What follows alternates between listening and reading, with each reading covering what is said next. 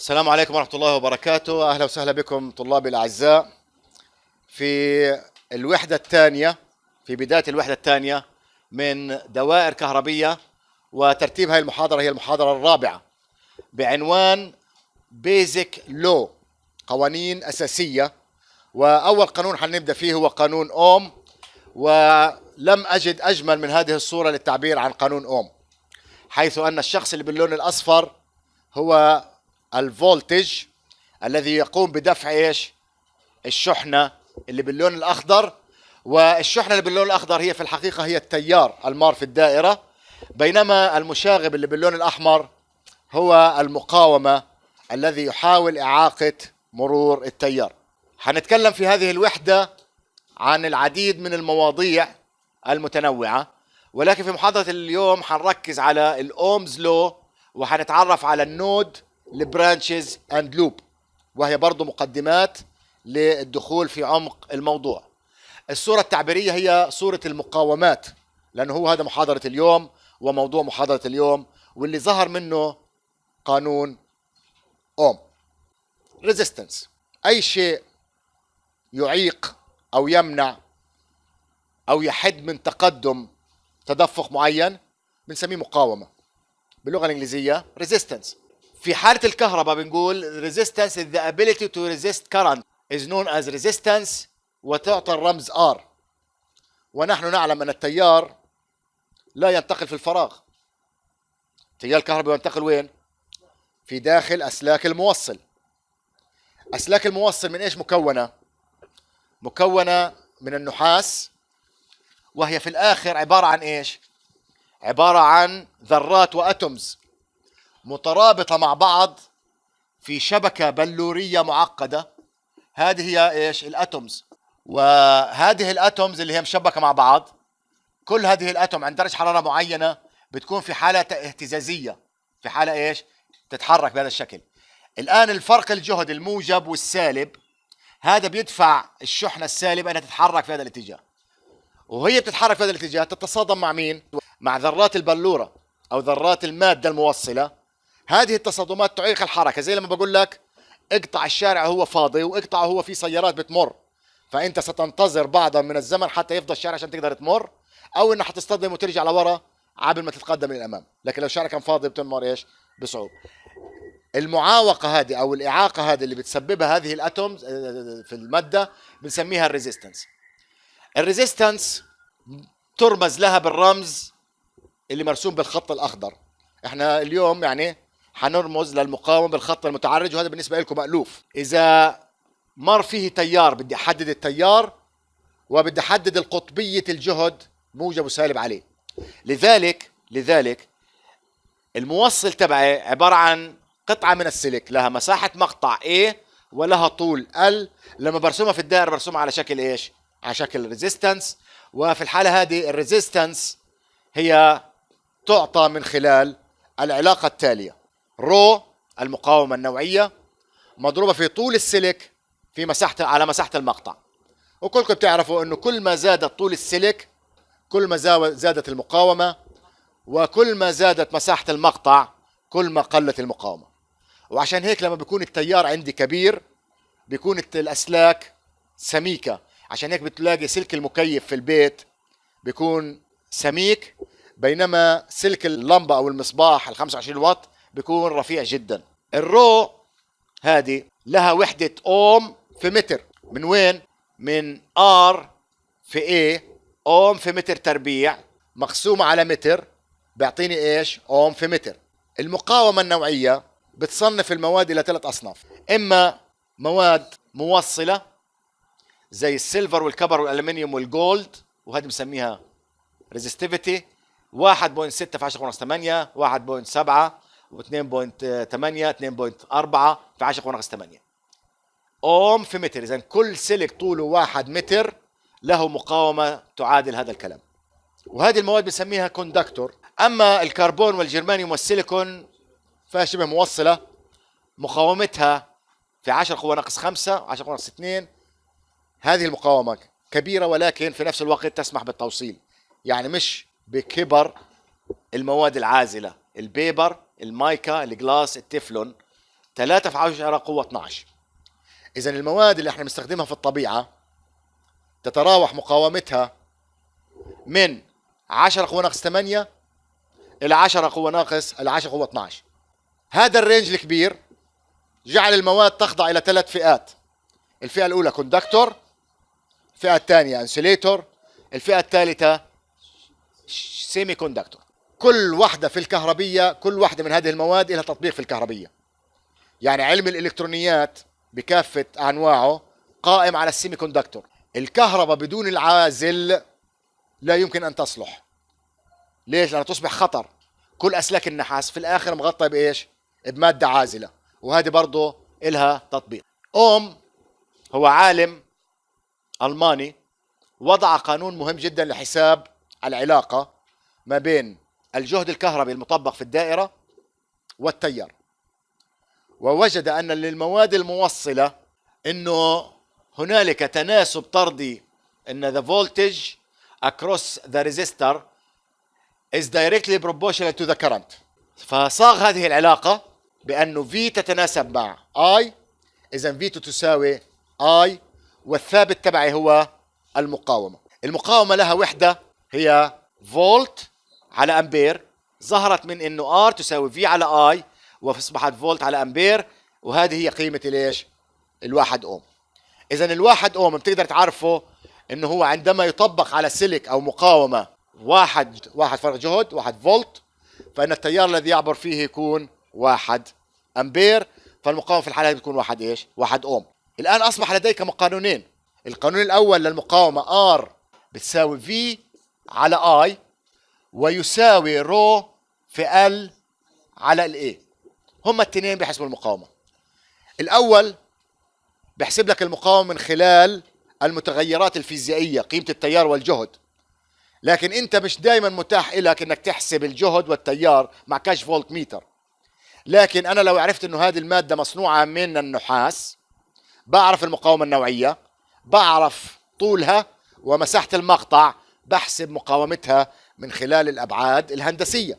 إذا أصبح المقاومة ممكن أن تحسب من خلال قسمة الفي على I عمليا، أو من الأبعاد الهندسية بمعلومية مين؟ المقاومة النوعية. وهذا باختصار اللي هو قانون أوم. والresistance of the element denoted its ability to resist the flow of current and it is measured in ohm. والمقاومة تعتبر من العناصر الكهربية أو ال very important element، وإلها تطبيقات كثيرة. an electric iron، مكواة كهربائية، الدرو يعني تسحب 2 أمبير لما كان فرق الجهد اللي جاي من البلدية 120 فولت. find the resistance. إذا أنت بكل اختصار بتقدر تعرف المقاومة من خلال تطبيق قانون أوم، بتساوي 120 على 2 إذا 60 أوم. بتروح تطلع على المواد اللي في الجدول اللي فات، وبتعرف إيش نوع المادة المصنع منها السلك الحراري تبع المكواية اللي هو النايكروم مثلا أو حاجة زي كده. هذا اللي هو مقاومته 60 أوم، لما بمر فيه تيار 2 أمبير بسخن لكن لا ينصهر. من هذه السخونة أنا بستفيد فيها في تسخين، في الكوي، في أي غيره. لما يكون التيار يمر في المقاومة في اتجاه معين، والفي تبعتك فرق الجهد موجب وسالب، فالتيار إما بمر في اتجاه الفولتج دروب أو بمر في اتجاه الفولتج رايز. لما بيكون العلاقة تبعت الجهد V تساوي R في I، فهل هي حتكون موجبة أو سالبة؟ لأنه أنت بتتكلم على كمية جبرية. فولتج، والآر كمية قياسية، والكرنت كمية قياسية. فالكميات القياسية يا بتاخد يا موجب يا سالب يا صفر. مين اللي بحدد موجب وسالب؟ علاقة اتجاه التيار في الفولتج بولاريتي اللي حكينا فيها في المحاضرة رقم 2. The current flow from higher potential to lower potential، وأنا سميته إنه الكرنت flow from in the direction of voltage drop. لما تسمع كلمة voltage drop إذا العلاقة موجبة، إذا ال V بتساوي موجب I في R. أما إذا كان التيار يمر من السالب إلى الموجب، يعني في اتجاه الفولتج رايز، فالفي في الحالة هذه بتساوي سالب I في R. لن نخرج عن هذه القاعدة. بتطلع التيار مارر في العنصر في اتجاه الزيادة في الجهد، فولتج رايز أو فولتج دروب. فولتج دروب تاخذ إشارة موجبة، وفولتج رايز بتاخذ إشارة سالبة. قد تبدو الدروب مع موجب ورايز مع سالب غريبة، لكن احفظها زي هيك، زي ما انت متوقعها اعكس. اوكي، في عندي تو اكستريم كيسز في الدائرة الكهربية. اول حالة اكستريم لما الار بتساوي صفر، ولما الار بتساوي صفر بنسميها شورت سيركت. الحالة الثانية لما الار بتكون انفينيتي، ما لا نهائية، لما بتجيب مقص وبتقص السلك، الدائرة مفتوحة اوبن سيركت. هنا نتكلم على شورت سيركت، الريزيستنس الزيرو. في حالة الشورت سيركت الريزيستنس بيساوي صفر، فرق الجهد لا يوجد فرق جهد، والتيار قد يكون أي قيمة. يعني التيار ممكن يكون أي قيمة، ممكن تكون قيمة كبيرة جدا كمان. وفي أغلب الأحيان لما بصير شورت سيركت التيار يتدفق في الدائرة بشكل كبير جدا، فبيفصل الأمان الكهرباء. لما بيشعر الأمان إنه التيار بدأ يستنزف بشكل كبير بيعرف إنه في شورت سيركت فبيفصل الكهرباء. إذا ما فصلش الكهرباء، إذا الإنسان هو اللي صار معاه الشورت سيركت، إيش معنى الشورت سيركت؟ إنك أنت مسكت القطب اللايف في الكهرباء. أنت جسمك مصنوع من المية ومش لابس حذاء، فيتدفق التيار من 220 فولت إلى الأرض 0 فولت بشكل مهول جدا في جسمك. إذا ما فصلش الأمان حيضل يتدفق في الجسم لعند ما يتفحم، وياما ناس ماتوا بهذا الشكل. ليش؟ لأنه صار شورت سيركت. إيش مع شورت سيركت؟ إنه التيار ممكن يكون قيمة لا نهائية حسب ما بتقدر تتحمل الشبكة، بسبب إنه المقاومة أصبحت صفر، صغيرة جدا. في هاي الحالة V تساوي I في R، إيش بتساوي؟ بتساوي صفر. لكن التيار له قيمة، هذه القيمة قد تكون أي شيء. الحالة الثانية لما بيكون عندك open circuit. open circuit معناته التيار بيساوي صفر والمقاومة لا نهائية، والجهد في الحالة هذه يكون أي قيمة، وغالبا بيكون قيمة الجهد الديفايس الموصل عليه على التوازي. لذلك إيش بقول؟ An open circuit is a circuit element with resistance approximately approaching infinity. بمعنى انه صار عندك دائرة كهربية فيها فيوز، الفيوز انصهر فصار عندك اوبن سيركت، تشبك في الكهرباء، الكهرباء جايه بتشتغلش الجهاز. ايش السبب؟ انه صار عندك اوبن سيركت. في حالة الاوبن سيركت المقاومة تؤول الى الما لا نهاية، وبتصبح قيمة الفولت على الما لا نهاية ايش بتساوي؟ بتساوي صفر، والتيار في الحالة هاي بتساوي صفر. اذا بيكون عندك في حالة الاوبن سيركت على طرفي الاوبن سيركت يوجد جهد ولا يوجد تيار. اما في حالة الشورت سيركت فرق الجهد بيساوي صفر والتيار ممكن يكون اني قيمة.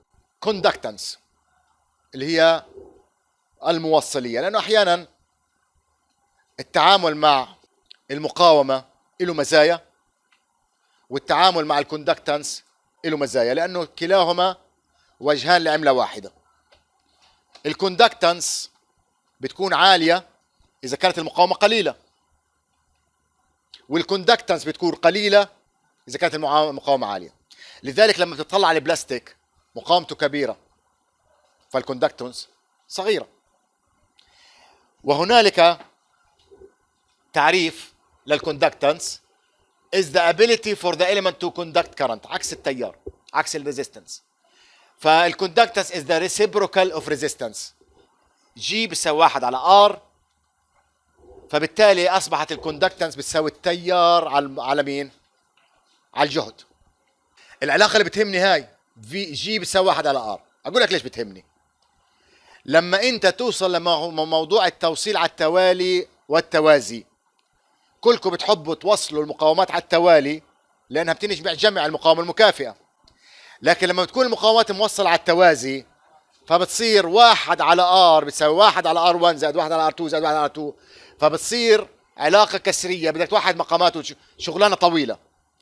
فأنت ممكن تشتغلها بذكاء، تحسب الموصلية لكل مقاومة، وفي حالة التوازي تجمعهم جمع وبعدين تقلب تاني بتطلع نفس النتيجة. أنت بتعرف إنه في حالة السيريز إيش بيكون عندك؟ R1 زائد R2 زائد R3 بتساوي إيش؟ R. فعشان هيك أنت لما بيكون عندك مقاومات على التوالي بتكون متحمس جدا على طول بتجيب مقاومتهم. بينما في حالة الباراليل إيش بيكون عندك؟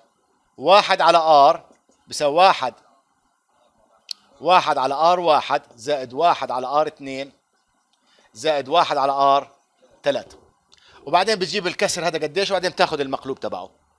طب ما انت هاي ايش بتقول لك؟ جي تساوي G1 زائد G2 زائد G3. اذا في حالة التوصيل على التوالي بتجيب الموصلية المكافئة. مثلا هذه كانت المقاومة R2 R1 ب2، فبتصير هذه ايش؟ نص. اذا الموصلية هنا نص. هذه كانت 4 بتصير 1 على 4 اللي هي ربع. فبتجمعهم مع بعض نص زائد ربع زائد كذا بتطلع الموصلية الكلية. بتروح بتجيب الانفرس تبعها 1 على 1 على جي بتطلع معك ايش؟ المقاومة على ايش؟ على التوازي. طبعا في حالة التوصيل على التوالي وعلى التوازي المقاومة المكافئة تجمع جمع، في حالة التوازي الموصلية تجمع جمع. وهذه ميزة التعامل مع الموصلية. لذلك إذا كانت جي بتساوي 1 على ار اللي هي أمبير على فولت، فأنا بدي أدور على وحدة عكس الأوم. ففي ناس فضلوا ياخذوا الأوم ويكتبوها بالعكس موهو. في ناس أخذوا رمز الأوميجا وقلبوه، لكن إحنا هنستخدم رمز السيمنز. إذا الموصلية وحدتها الآن بالنسبة لنا هي السيمنز، لكن تستغربش لو شفت الرمز هذا أو موهوز. فبالتالي 1 سيمنز يساوي 1 أمبير على الفولت. إذا كلمة 1 سيمنز هي بتعادل مرور تيار 1 أمبير عندما يكون فرق الجهد المطبق 1 فولت. الباور ديسيبيشن في داخل عنصر كهربي اسمه المقاومة. احنا كنا بنعرف انه الباور بيساوي حاصل ضرب الفولت على التيار، لانه الباور بيساوي الشغل المبذول على مين؟ على الزمن. لما ضربت في دي كيو قسمت على دي كيو طلعت في في اي. وعندي الان من قانون اوم الفي بتساوي اي في ار، والاي بتساوي في على ار. فروح اسحب هذه الفي وحط مكانها اي في ار، بصير عندك اي تربيع في ار مكان الفي، وشيل الاي وحط مكانها في على ار فبيطلع في تربيع على ار. اذا صار عندك 3 صور مختلفة لحساب الباور تاعت الريزيستنس. وليش سميتها ديسيبيتد؟ لانها مفقودة بالنسبة للبطارية. المقاومة ايش قاعدة بتعمل؟ بتبدد طاقة. صح انا بستفيد منها في تشغيل المكواية او الهواية، لكن بالنسبة للباور سورس هي تعتبر طاقة متبددة. اما بالنسبة للباور dissipated في الريزيستنس expressed in term of conductivity، فبتكون البي بتساوي ايش؟ في في اي. الان من قانون الجديد اللي اخذناه انه الجي هنا حكتبها، الجي بتساوي اي على في. اذا الاي ايش بتساوي؟ اي بتساوي جي في في. فصارت عندك في تربيع في جي، اي هي مربع الجهد في الكوندكتيفيتي او التيار سكوير على الكوندكتيفيتي. الملاحظة المهمة انه the power dissipated in the resistor is non-linear function. لما انت اجيت لقانون اوم لقيت العلاقة ما بين الجهد والتيار. هذا الكلام بهمني كتير. لو اجيت رسمت الجهد والتيار لقيت العلاقة ايش؟ لينير. ايش معنى لينير؟ خطية، اي ان كل زيادة في الجهد متساوية يقابلها تغير متساوي في مين؟ في التيار. اما بالنسبه لما تيجي ترسم الفولت مع الباور ستجد ان العلاقه تربيعيه، والعلاقه التربيعيه تعني ان الزياده في الجهد يقابلها زياده مختلفه في مين؟ في الباور. لذلك اول استنتاج بستنتجه ان الباور يعتمد على فرق الجهد والتيار بعلاقة غير خطية، رقم واحد. رقم اثنين، لأنه الفي تربيع دايما موجبة والاي تربيع موجبة والار والجي لا يمكن. عمرك سمعت مقاومة بالسالب؟ عمرك سمعت كوندكتيفيتي بالسالب؟ فموجب في موجب في موجب، فدائما وابدا الباور ديسيبيتد ان ذا ريزيستور موجبة، والباور لما بتكون موجبة معناته absorbed energy. معناته ايش؟ absorbed energy. ولذلك الريزيستنس تعتبر مثال جيد للباسيف إليمنت، لانها عمرها ما حتكون سالبة، عمرها ما حتكون مصدر الطاقة، دائما وابدا هي ايش؟ absorb energy، دائما هي موجبة، لانه الار والجي موجب وفي تربيع وار تربيع موجب، فاصبحت الار موجبة، بالتالي حكمنا عليها انها absorb energy، انها باسيف. مثال، ايش هذا الباور سورس؟ دائرة ديبندنت ولا اندبندنت؟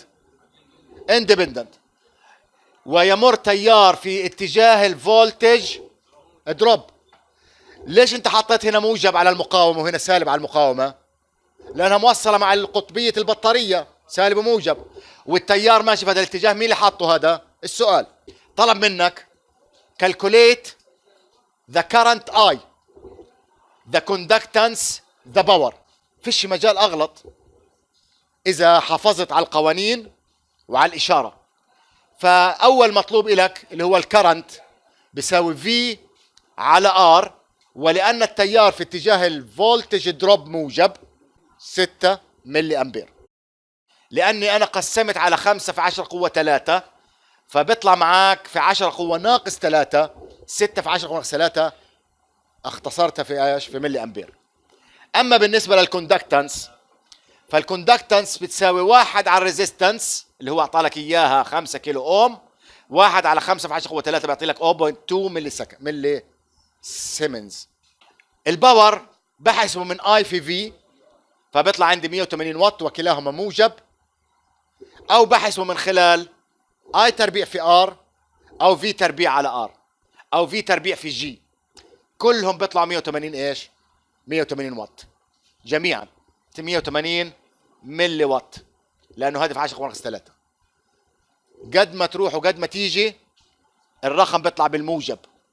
نتورك تيبولوجي بمعنى بنية الشبكة الكهربائية، بنية الدائرة الكهربائية. وكلمة نتورك وسيركت كلمتين يستخدموا في نفس السياق. لما تيجي انت بتقول شبكة الكهرباء او الدائرة الكهربية، فتستغربش انه استخدمت نتورك او سيركت. ايش بتتكون؟ من 3 شغلات: برانشز، نود، لوب. عندك الدائرة الكهربية البسيطة اللي امامك مكونة من باور سورس ومقاومات، كل إليمنت من هدول يسمى برانش، وبالتالي هذه الدائرة فيها 1 2 3 4 5، إذا 5 برانشز. أي إليمنت بين نقطتين تسمى برانش، باور سورس أو باسيف إليمنت تعتبر إيش؟ برانش. أما بالنسبة للنود فهي النقاط التي تتلاقى مع بعض للدائرة. أقول لك كيف. خلينا نعرف البرانش. البرانش ما هي إلا اسم آخر للإليمنت، وهي represent a single element such as voltage source or resistance. أما بالنسبة للنود is a point connecting between 2 or more branches. لما أنت بتيجي حقيقة في الدائرة هذه في الواقع العملي أنت بتعملش زي هيك، أنت بتمسك الطرف هذا والطرف هذا والطرف هذا والطرف هذا وبتحزقهم مع بعض. مظبوط ولا لا؟ إذا النود النقطة بي هذه هي جمعت ما بين البرانش 1 و2 و3. إذا هدول ال3 هو عبارة عن نود واحدة، وهدول الاربعه هو نود واحده، وهذه ما بين تو برانشز بتعتبر نود. اذا النود is a point of connection between two or more branches. two branches هي واحدة تنتين، هي بينهم نود. more هي واحدة تنتين ثلاثة بينهم واحدة نود. وهي ايش؟ إذا هذه الدائرة كم نود فيها؟ ثلاثة. أما بالنسبة لللوب any closed path، يعني تقدر تقول هذا عبارة عن لوب، وهي كمان لوب، وهي كمان لوب، وهي هذه كلها لوب، وأي تنتين مع بعض هذول لوب. من وين ما تبدأ في نقطة وتنتهي عند نفس النقطة في مسار مغلق، فأنت تكلمت على ايش؟ على لوب. إذا رمزنا للبرانش بالرمز B والنود بالرمز N واللوب بالرمز L، فإن العلاقة اللي بتجمعهم مع بعض هو number of branches بتساوي number of loops زائد number of nodes minus 1. خلينا نطبق مع بعض. أكم لوب عندك هنا؟ 1 2 3. وأكم نود عندك هنا؟ 1 2 3. 3 و3 أكم؟ 6 ناقص 1 5. إذا كم برانش عندك؟ 1 2 3 4 5. طبعا هذه العلاقة اللي بتربط ما بين البرانشز والنود واللوب. طبعا أنا أهم شيء بالنسبة لي هان في كل هذا الموضوع إنك كيف تعرف النودز. أما عدد البرانشز، عدد الإليمنتس، عدد النودز هي اللي بتغلط فيها. هي اللي بتغلط فيها. ممكن الشباب إيش يعملوا؟ ينسى إنه هذه نود، او يتعامل مع هذه تو نودز، هدول نود واحده. اذا عرفت تحدد النودز تبعتك لن يصعب عليك اي سؤال بعد ذلك. متى بقول انه هذه الدائره موصله على التوالي او موصله على التوازي؟ two or more element in series if they are exclusively shared a single node. بمعنى اذا كان هذه وهذه في بينهم single node ويمر فيهم نفس التيار فهدول على التوالي. اذا اي elements بيشتركوا في نود ويمر فيهم نفس التيار فهم موصلين مين؟ على التوالي. لذلك لما انت تلاقي مقاومة بهذا الشكل، وهي نود وهي كمان مقاومة، اعرف انه هذه المقاومة وهذه المقاومة على التوالي، هيهم بيشتركوا في نود وبيمر فيهم نفس الايش؟ نفس التيار. اما بالنسبة للتوصيل على التوازي، ف two or more elements are in parallel if they are connected to the same two nodes. انا في عندي نقطتين هدول، هذه وهذه، النود B والنود C، مين موصل عليه؟ الاثنين امبير باور سورس والريزيستنس هاي والريزيستنس هاي، هدول على التوازي. لكن ال10 فولت هذه ليست متصلة على التوازي مع مين؟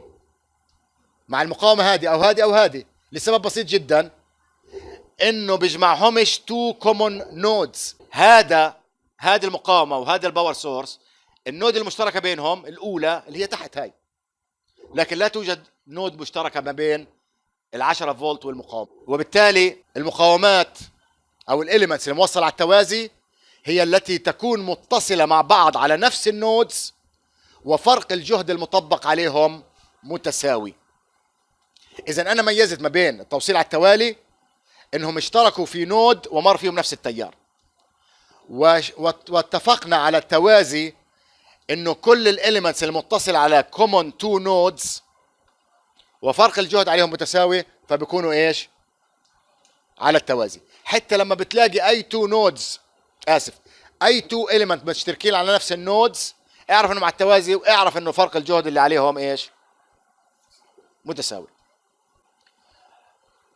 عشان نفهم هذا الكلام بدنا نحل هذا المثال. Determine the number of branches and node in the circuit. Identify the element in series and in parallel. تمرين إلكو.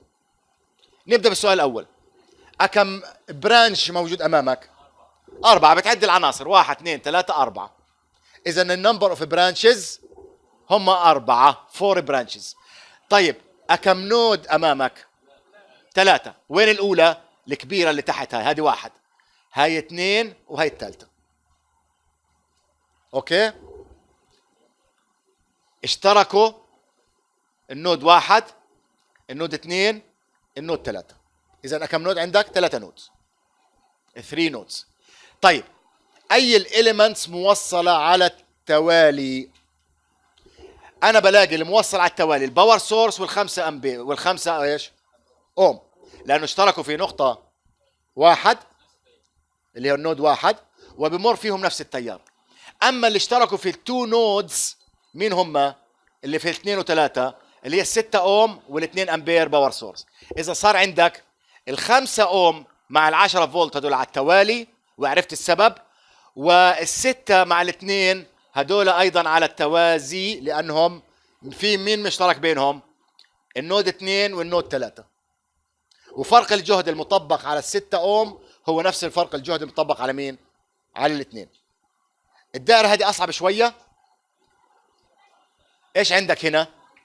كم برانش؟ 1 2 3 4 5. اذا 5 برانشز. طيب كم نود عندك؟ 3 نود. بالنسبة للنودز عددهم 3. طب مين الموصل على التوالي ومين موصل على التوازي؟ الآن 1 و2 جمعهم النقطة 1 و3 هدول على التوازي، وفي عندك النقطة 4 و10. الأربعة والعشرة هدول مين؟ مين جمعهم؟ النود 2 والنود 3، فهدول برضو ايش؟ على التوازي. على التوالي لا يوجد على التوالي. واخد بالك؟ في كل الدائرة هذه احيانا التوصيل ممكن يكون على التوالي وعلى التوازي، واحيانا يكون لا على التوالي ولا على التوازي. هذا له معالجة خاصة. هذه مسائل تضاف الى مجموعة المسائل اللي مطلوبة منك تحلها في البيت. عددهم 4 وفي عندك هاي المسألة هاي 5.